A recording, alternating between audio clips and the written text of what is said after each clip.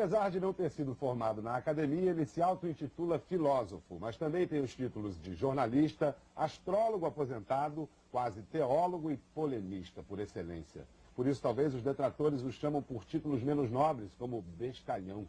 O nosso entrevistado de hoje é Olavo de Carvalho, autor de livros como Aristóteles em Nova Perspectiva e o volume demolidor O Imbecil Coletivo.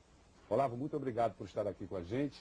E, afinal, o que é ou quem é o imbecil coletivo? Não, quem agradece sou eu pelo convite.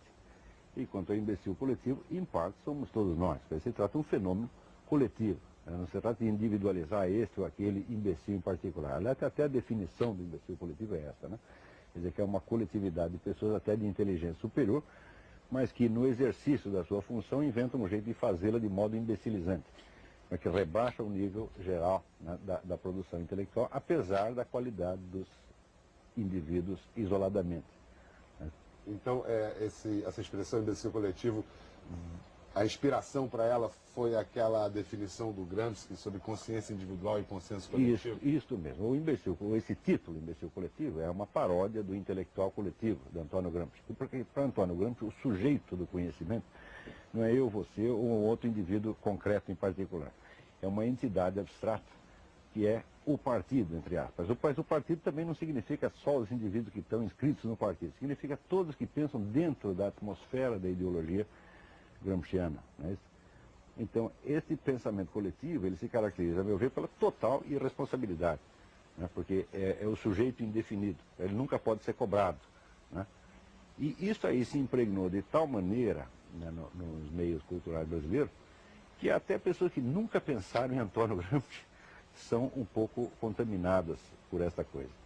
E isso aí tem incentivado muita irresponsabilidade intelectual, né? O Bruno Tolentino, que há poucas semanas esteve aqui no nosso programa, ele afirma: o Imbecil Coletivo foi um livro destinado a fazer barulho. Sem aquela barulheira toda, sua obra, a obra de Olavo de Carvalho, nunca teria acontecido.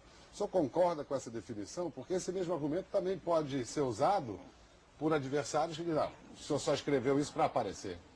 Bom, se fosse o caso de aparecer, eu talvez necessitasse aparecer quando tinha 20 anos, 21 anos. Aí a gente precisa de uma confirmação dos outros para saber se a gente vale alguma coisa. Mas agora, 50 anos de idade, eu já posso adotar aquela divisa de Dom Quixote: eu sei quem sou. Tá certo? Ninguém precisa me informar o que eu sou. Tá certo? Então, além disso, precisa ver que todo este meu trabalho é resultado de 20 anos, tá certo? De estudo e de atividade bastante modesta e discreta, empreendida junto com os meus alunos. Né?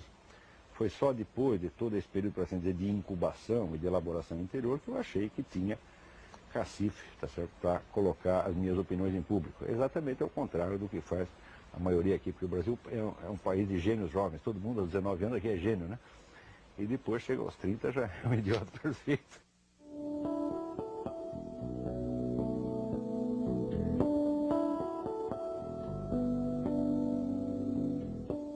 Como foi essa formação autodidata sua? Por que você não seguiu o caminho da academia para se formar como filósofo? Bom, aí tem alguns esclarecimentos. Em primeiro lugar, filósofo não é um título acadêmico. Não existe título acadêmico de filósofo. Existe o título de doutor em filosofia, o título de bacharel em filosofia, etc, etc. Mas não podemos identificar a filosofia com a estrutura profissional, tá certo, e legal que serve ao seu exercício hoje e que é um fenômeno bastante recente na história. Nós não podemos esquecer que a constituição da profissão de filósofo, como tem hoje, é do século passado. E a filosofia existe já há 2.400, 2.500 anos. E, em segundo lugar, não há realmente nada de estranho que um filósofo brasileiro seja autodidata, porque os maiores filósofos brasileiros foram autodidatas. Miguel Reale, que tinha o diploma de advogado, mas em filosofia era um autodidata, Mário Ferreira dos Santos, Vicente Ferreira da Silva, Newton da Costa, tá certo? Todos eles são pessoas que se formaram à margem do contexto universitário. Mais ainda, eu estou convicto de que até hoje o ensino universitário brasileiro de filosofia não tem a menor condição de formar um filósofo autêntico. Tanto não tem que não formou. E tanto isso é verdade que a principal universidade brasileira, que é a USP, no seu departamento de filosofia, reconhece a sua própria esterilidade, a sua própria incapacidade de gerar um pensamento autêntico. Ora, sendo as coisas assim, o que eu ia fazer lá? Perguntei, de que valeria, né, um diploma assinado por as pessoas que estão confessando sua própria impotência. Então eu achei que era mais prudente buscar um ensino onde ele existisse. Então, em parte nos livros, em parte mediante aproximações, contatos pessoais e pedindo conselhos a pessoas que me pareciam sábias e qualificadas e que hoje eu vejo que eu tinha toda razão, que eu escolhi muito bem. Mas aí, novamente aqui, fazendo o papel tomando o ponto de vista dos seus críticos, se o senhor é um autodidata e escolheu não ingressar na academia, que autoridade você tem para atacar a própria academia? Com que autoridade a gente diz que 2 mais 2 é 4? No meu entender, qualquer pessoa que diga que 2 mais 2 é 4, que as galinhas botam ovos, diz com autoridade divina, tá certo? Porque essa é a autoridade do óbvio, tá certo? Eles dizem quando perguntam, mas quem é você para dizer isso? Eu digo, olha, é simples, eu sou o sujeito que escreveu isto, tá certo? Não é necessário mais referências. Autoria dizer, é autoridade. Mas é evidente, né? Autoridade vem de autor. Quer dizer, então, eu sou filho de minhas obras, eu sou filho de 20 anos de ensino, eu sou filho desses livros que eu escrevi, tá certo? E não tenho mais que dizer, eu sou descendente do seu fulano, tenho diploma não sei o quê. Tudo isso é uma bobajada, isso é uma coisa de caipira. Eu fico até um pouco envergonhado pelos meus críticos, por eles levantarem esse tipo de objeção. Mas você esperava uma reação violenta também, né? Violenta sim, mas não tão burra. Tá certo? Por quê? As objeções que esse pessoal levanta são tão bobocas, tá entendendo, que eu fico com dó dos caras. Agora, para responder essas pessoas é tão fácil, porque quanto mais elas falam, mais se enrolam. Quer dizer que a gente, por um lado, vem com argumentos, com provas, etc. O outro fica irritado, louco da vida, e começa a dizer, é um bestalhão, não é nem homem, não sei o que. Está histérico, está maluco, está exercendo aí o chamado jus esperneandi. Quer dizer, que sabe, tá certo, que já foi desnudado, sabe que está pelado em público e não tem mais jeito de esconder.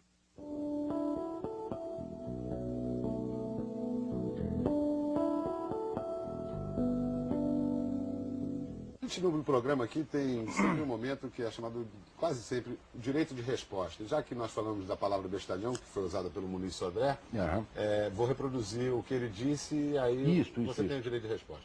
Olavo deve ser um bestalhão. Seu discurso reproduz o estilo da direita brasileira. É vaidoso, mas covarde, pois se apoia no poder econômico. Além do seu direito de resposta, eu pergunto em que poder econômico o senhor se apoia. Olha, eu realmente não sei do que ele está falando. Acontece que quando deram esta entrevista, inclusive foi ao Jornal do Brasil, reuniram 4 ou 5 pessoas, deram uma entrevista de página inteira, tá certo? Para falar mal deste que você fala.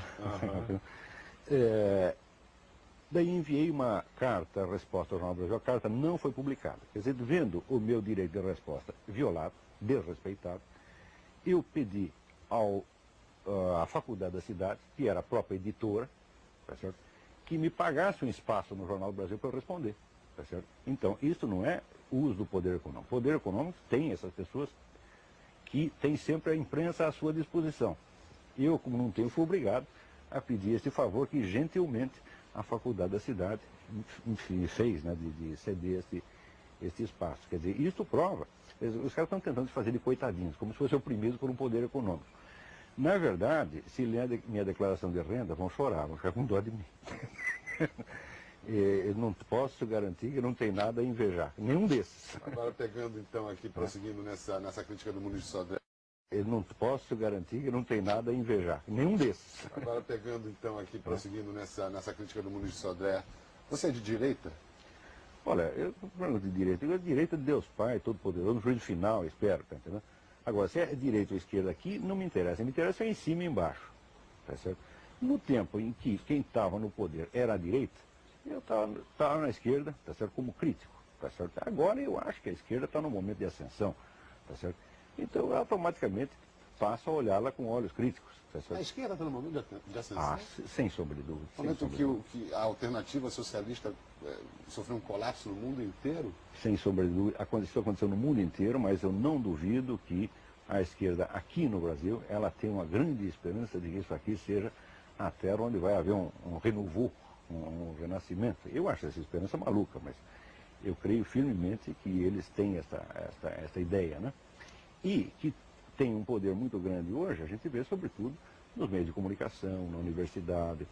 Isto por quê? Porque a partir da década de 60 foram adotando a estratégia gramsciana. que é de fazer a revolução cultural primeiro para fazer a revolução política depois. Então foram gradualmente ocupando espaços, né, nas universidades, na imprensa, rádio, movimento editorial, etc, etc. E hoje isso aí está praticamente, tá certo, na mão deles, embora eles não assumam a responsabilidade. Quer dizer, muitas vezes têm o poder, mas não assumem que têm. Tá certo? Então continuam se sentindo, né, perseguidos e infelizes. Né? Agora, quanto aí ao que essas coisas que disse o Muniz Sodré, isso aí não merece nem resposta. Né? Quer dizer, isso aí lá é argumento. Ah, é um bestalhão, é isso aqui, se afana o poder econômico. Bom, eu quero saber qual é a resposta que o homem tem ao que eu estou dizendo. Isso é uma bela maneira de fugir do assunto. Né? Isso é uma covardia, isso é uma irresponsabilidade, isso é uma molecagem. Em essência, de que discussão eles estão fugindo? Que discussão você está propondo que não estão comprando a briga? No caso ali de Muniz Sodré, ele ficou bravo porque eu escrevi um artigo a respeito do livro dele que chama Jogos Extremos do Espírito, onde ele, falando de uns fenômenos provocados aí por aquele taumaturgo mineiro, Thomas Green Morton, ele se mostrava deslumbrado com aquilo, tá certo? E dava àqueles fenômenos a dimensão de fenômenos divinos. Eu digo, mas isso é uma coisa de ignorante, isso é uma coisa de quem chegou agora no assunto religioso, não entende nada, tá certo? E qualquer efeito mágico mais esquisito, ele pensa que é divino. Tá certo? Quando, se você vê na tradição judaica, islâmica, cristã, etc., existe toda uma distinção entre graus de fenômenos espirituais que ele, para escrever um livro desse, ele tem a obrigação de conhecer.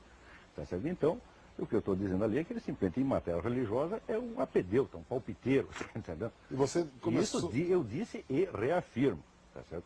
O senhor Muniz Sodré entende estudando... tanto de religião quanto eu entendo de futebol. Sei.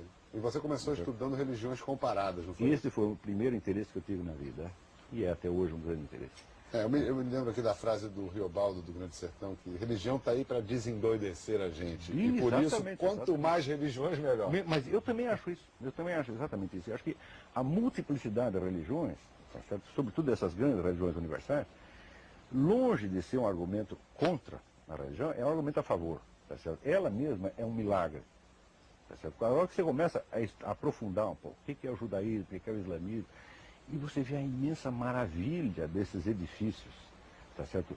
Maravilha de conhecimento, maravilha de valores, maravilha de valores humanos criados, tá certo? De expressões de santidade, de sabedoria, que tem em todas elas, você fica surpreso com a abundância, tá certo?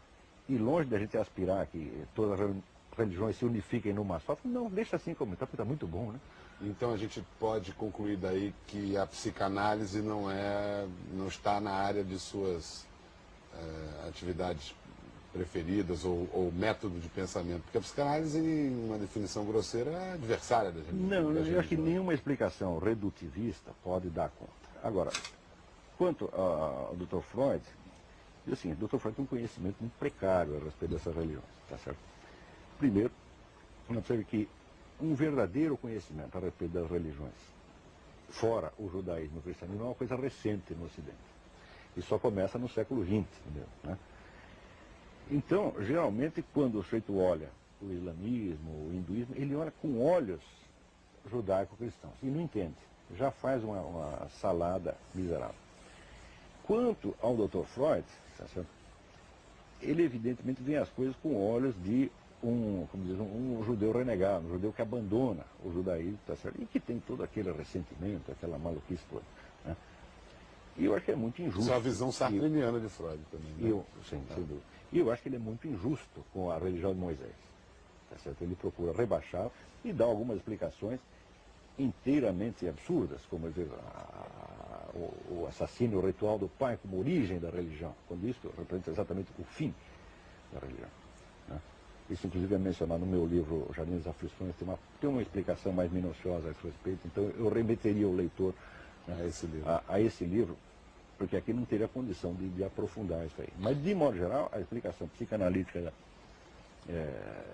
da religião me parece, em certos pontos, até infantil, tá certo? Sem negar o valor clínico do método Freud. Né? Quer dizer, mas uma coisa é você criar uma técnica clínica, outra coisa é você desenvolver uma antropologia filosófica. O Freud foi um pouco além das chinelas, aí no caso. Né?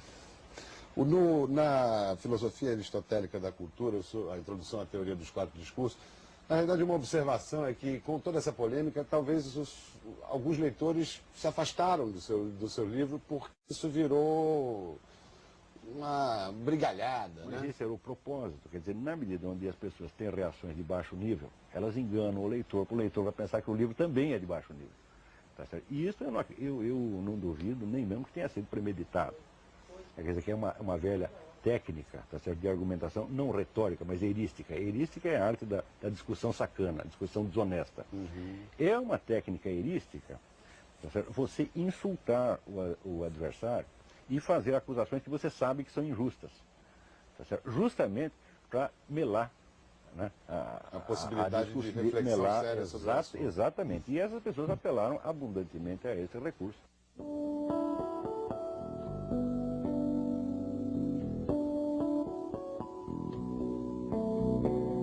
Você também foi astrólogo, e aí isso me soa excêntrico, assim, porque fico citando aqui o Richard Dawkins, que é aquele célebre neodarwinista, que é da cadeira de compreensão pública da ciência de Oxford. Ele acha que ele pede a prisão dos astrólogos. Ele diz que eles deveriam ser processados pela Trade Discretions Act, que é assim, você anuncia um sabão que vende mais branco, se ele não vende mais branco, sai da cadeia. E que os astrólogos também vendem um peixe que eles não podem entregar. Isso aí eu já tive a ocasião de dizer uma vez, num debate com o famoso astrônomo aqui do Rio de Janeiro, qualquer sujeito que se prevalece do seu conhecimento num campo para opinar sobre outro, do qual ele ignora tudo, é um charlatão, deveria ser, tá certo, processado por exploração da credulidade pública. Esse seu Dawkins se inclui nitidamente nisto. Essa questão da astrologia ficou em debate durante 100 anos, sempre na base da discussão retórica. Quer dizer, é o a favor, é o contra, é o pró e contra, tá certo? É tomada de posição absolutamente emocionais, sem nenhuma tentativa séria de elucidar a questão. Mas qual é a base científica da astrologia, Olavo? Veja, uma coisa é a astrologia, como é praticada. Outra coisa é o fenômeno astral em si. Quer dizer, existe ou não uma relação qualquer entre a figura do céu na hora do nascimento e o caráter do camarada? Essa é uma questão. Existe. Agora, a questão de se a técnica astrológica funciona ou não é completamente diferente. Aliás, esta confusão é uma das coisas que contaminam esse debate. Tá certo? Por não ter feito essa distinção, todo mundo quer saber se a astrologia funciona ou não. Eu digo, mas é impossível saber se a astrologia funciona ou não antes de você ter elucidado a questão do fato. Se existe uma correspondência entre o céu e o indivíduo. Então, eu empreendi aí uma série de investigações e concebi toda uma metodologia justamente para tirar essa questão a limpo. Após 15 anos de pesquisa, a gente pode chegar à conclusão, posso afirmar a conclusão seguinte: existe alguma correspondência. E ela não é bem no sentido que dizem os astrólogos. Isso quer dizer que os dois lados do debate têm lá a sua cota de razão. Mas o que é uma vergonha é que se gaste 100 anos de palavrório sem ter tentado equacionar a coisa de uma maneira decente. Praticamente a única pesquisa mais abrangente que foi feita nesse sentido foi a de Michel Gauquelin, na França. Mas o que você chegou à conclusão, então, nesse seu estudo é que o fenômeno astral existe, tá certo? E isso é fácil. Aliás, isso eu nem precisava provar. Isso já estava aprovado pela pesquisa de Michel Gauquelin. O que você chama de fenômeno astral, a influência dos astros sobre... Não influência, não sabemos. Existe uma correspondência estrutural, tá certo, entre a figura dos astros no céu na hora do nascimento e o caráter do indivíduo. Isso é comprovável. Agora, qual é a natureza dessa influência? Essa é uma influência causal, é uma simultaneidade? Isso aí não se sabe. Então, tudo isso aí é um conjunto de interrogativas. Então, qual é a postura cientificamente correta, respeitável? Tá certo? É não transformar arbitrariamente as interrogações em afirmações. Tá certo? Então, o que eu estou fazendo aqui é o seguinte: eu estou fazendo uma acusação pública, tá certo, a astrólogos e inimigos da astrologia, de que têm tratado do assunto de uma maneira extremamente leviana, tomando partido, tá certo, antes de sequer ter concebido teoricamente a possibilidade da investigação. Porque uma investigação dessa não é uma questão de você fazer estatística, não. É questão de você equacionar o problema, criar o corpo de conceitos, criar o corpo de hipóteses, etc. É praticamente criar uma nova ciência. Tá certo? Era isso que deveriam ter feito. Tá certo? Mas, infelizmente, os astrólogos e seus adversários procederam de uma maneira muito partidária nesta coisa. Tá certo? Tanto que, após ter feito essa investigação e publicado este livrinho, que é o Caráter como Forma Pura da Personalidade, que é um resumo desta dessa investigação, eu considerei que a minha contribuição ao assunto estava encerrada. Tá certo? Eu já falei o que tinha de falar. Tá certo? Daqui para dentro, quem quiser tirar proveito dessa investigação, tire. Quem quiser continuar tomando partido arbitrariamente, tá certo? O astrólogo para posar de sábio esotérico, fingindo um conhecimento que não tem. E o acadêmico para fingir que ele tem muita certeza científica de uma coisa que ele ignora completamente. E quem quiser continuar envolvido nessa palhaçada, continua. Tá certo? O meu serviço foi tentar equacionar a coisa de uma maneira intelectualmente responsável. Agora, não deixa de ser cômico que justamente quanto mais a gente procura ser responsável e correto nessa coisa, mais aparece, né, sujeito do outro lado tentando posar de importante, você está entendendo, e nos condenando e achando ruim. Tudo isso para mim é de uma extravagância fora do comum. Olha, infelizmente a gente está chegando ao fim do programa, mas eu queria fazer uma última pergunta. O que é politicamente correto? Pô, é uma imbecilidade atroz. Né? O politicamente correto é um moralismo travestido. Quer dizer, o sujeito não quer falar em nome da moral, porque a moral se tornou feia. A moral lembra a repressão, lembra isso aqui. Então ele inventa, ele troca o nome, ele passa lá um verniz e passa a dizer politicamente correto. Mas isso é uma coisa tão repressiva quanto qualquer moralismo velho. Né? Quer dizer, agora tudo passa a ser feio e passa a ser fiscalizado. Mais ainda, o politicamente correto é um pretexto de que o Estado moderno se utiliza, tá certo, para exercer sobre a vida do cidadão uma fiscalização que nem regimes tirânicos e totalitários tiveram coragem de fazer. Se você dissesse ao Mao Tse-tung quando matou 60 milhões de pessoas, nós vamos inventar uma lei aqui para fiscalizar olhares. Mao Tse-tung ficaria horrorizado. Átila Uno ficaria horrorizado. Então nos Estados Unidos tem isso. Você olhou de tal maneira para perto da mulher, pronto, já cadeia. Está compreendendo? Então, isso é um processo é uma espécie de neototalitarismo, tá certo? Que é, note bem, acontece igual nos países neoliberais e nos países social-democráticos. É um fenômeno que não tem nada a ver com isso. É um fenômeno do crescimento do Estado para dentro da psique humana. Para mim, esse é o fenômeno mais alarmante do século. Isso também está explicado aí no Jardim das Aflições. Né? Tá certo.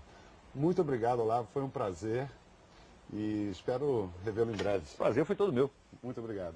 Nós conversamos com Olavo de Carvalho. Agradeço a atenção, a paciência, a audiência, como diz o Faustão. Até a próxima.